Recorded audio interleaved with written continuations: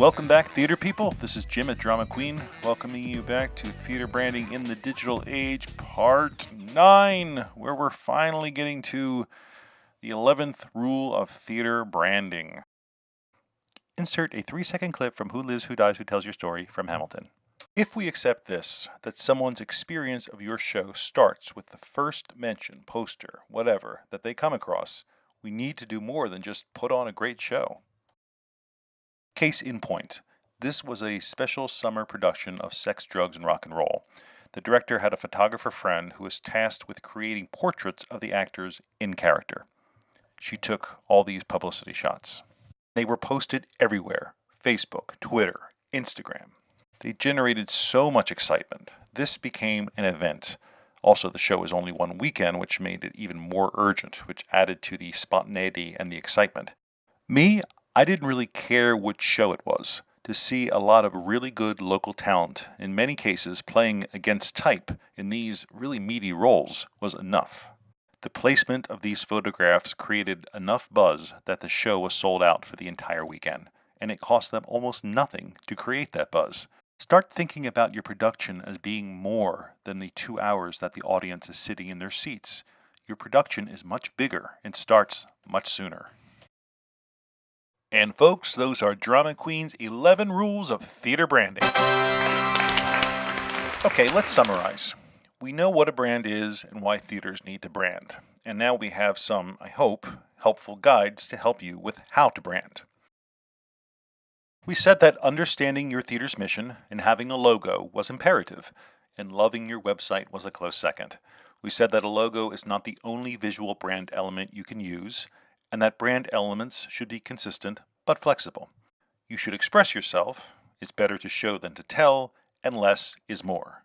Also, professional help is available, and that you should tell your story. And while not a rule, because it goes without saying, we kept budget in mind. But in this era of too much to do and too little time in which to do it, is branding enough? Branding can demand attention, but can it sell tickets? Probably not on its own, but it starts the conversation. In his book, Marketing the Arts to Death, marketing guru Trevor Donnell puts audience members in 4 groups. The super avids, the pre-World War II generation, who put a high value on the arts. Their children, the avids, who inherited their parents' artistic values. Then there are the less avid baby boomers that were raised on television and rock and roll. While they support the arts, their tastes are diverse and their loyalties are far less consistent than their predecessors.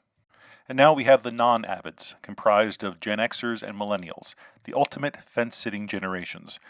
Trevor posits that this is the audience to whom the arts need to appeal. He warns that we won't attract them by preaching the value of the arts, which, on the whole, they have not been taught.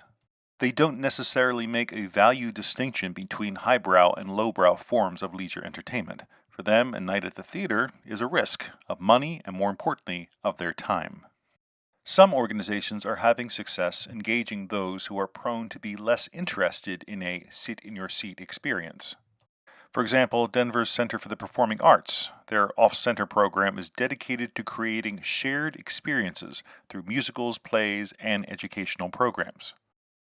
And there are other immersive experiences, like Sleep No More, an off-Broadway production that invites the audience to be part of the narrative. Sleep No More adapts the story of Macbeth. It's set in a dimly lit 1930s era establishment, and it contains very little spoken dialogue. The audience walks at their own pace through a variety of theatrically designed rooms, physically enmeshed in the story. It's a uniquely immersive experience, which is good for attracting today's audiences because it appeals to the individual in much the same way as social media does, in that it invites them to be part of the narrative. Involving the audience in a new and different experience seems to be key. Not all shows can literally bring the audience into the production, like Sleep No More, but there are measures that we can take to engage with our audiences on a more emotional level. According to Sold Out Run's Clay Mabbitt, you can reduce the risk to fence-sitters and capture their interest by starting the experience long before they buy a ticket. And I agree. If you evoke an emotional response from the beginning, old and new audiences will want more of that same feeling. Every mention of your show becomes part of the audience's experience with your production. They are already experiencing your show and will be excited to see what else you've got in store for them.